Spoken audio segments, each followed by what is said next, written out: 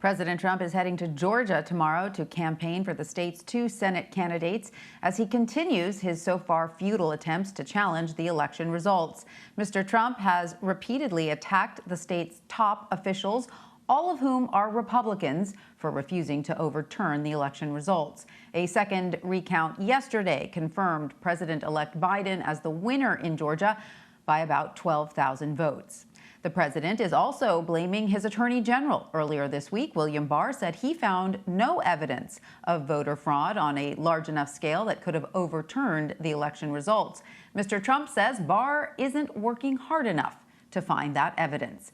Yesterday, when asked if he still has confidence in Barr, the president would not give a firm answer. Ask me that in a number of weeks from now. They should be looking at all of this fraud. This is not civil. He thought it was civil. This is not civil. This is criminal stuff. This is very bad criminal stuff. And CBS News White House correspondent Paula Reid joins me now. Hi, Paula. So how serious has this rift between the president and Barr become? Is it bad enough that we could potentially see a firing before the end of the administration?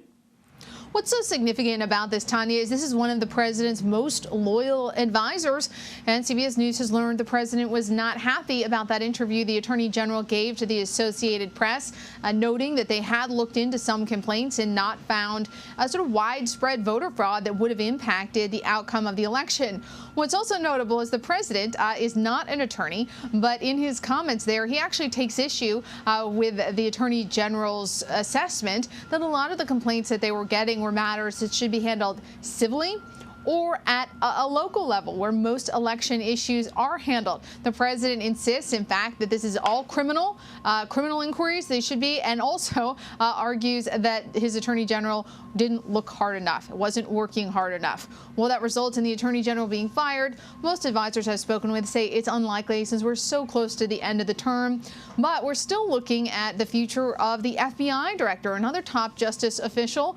He is at the beginning of a 10-year term. So obviously, Attorney General William Barr, he would be out with this administration, but Christopher Wray is expected to serve a full 10-year term. But a lot of folks are still watching to see if the president will fire him because the president has been clear. He is not happy with how the FBI director has handled previous issues, inquiries into the origins of the Russia probe, and now with all the scrutiny on how the Justice Department is handling looking into these so far unsupported allegations of widespread voter fraud. A lot of questions about what happens in the future for Christopher Wray, but really only the president knows for sure.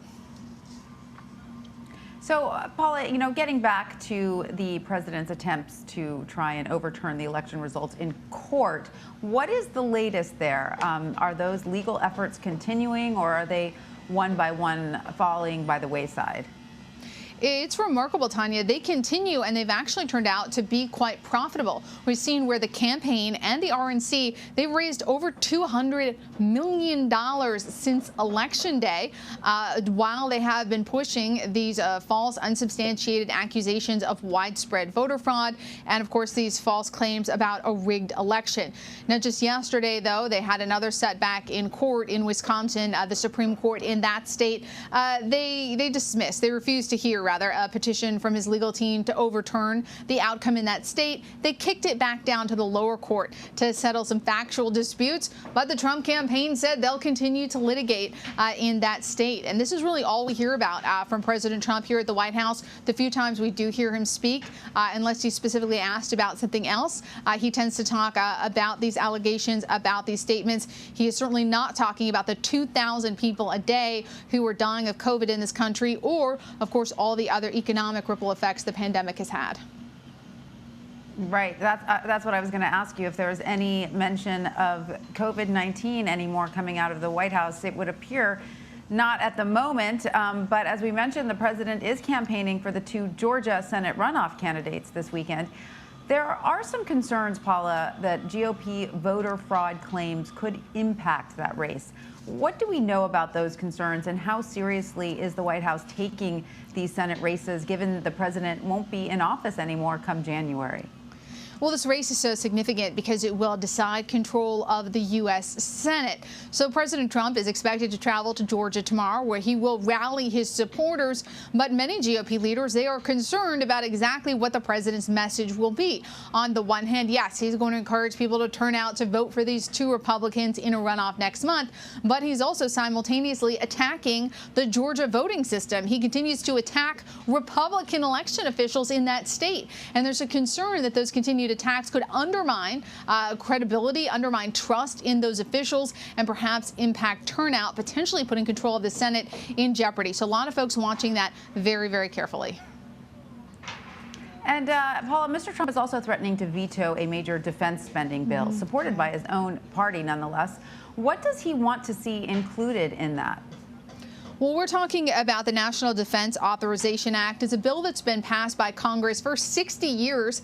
President Trump has threatened to veto it if lawmakers do not add to the bill a provision that limits the protections that social media companies enjoy. The president is, of course, very angry at a lot of social media companies like Twitter and Facebook for flagging the false statements, misstatements, and misinformation that he has put on those platforms. But even members of his own party say, well, this is not the place for that. They have argued that this bill, which helps fund the military, that's not the place to try to curtail protections for social media.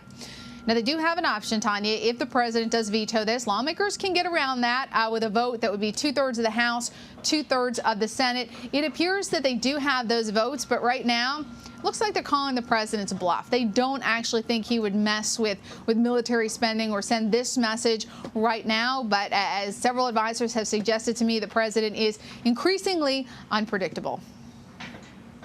Unpredictable is the key word there. All right. Well, Paula Reid at the White House, thank you so much.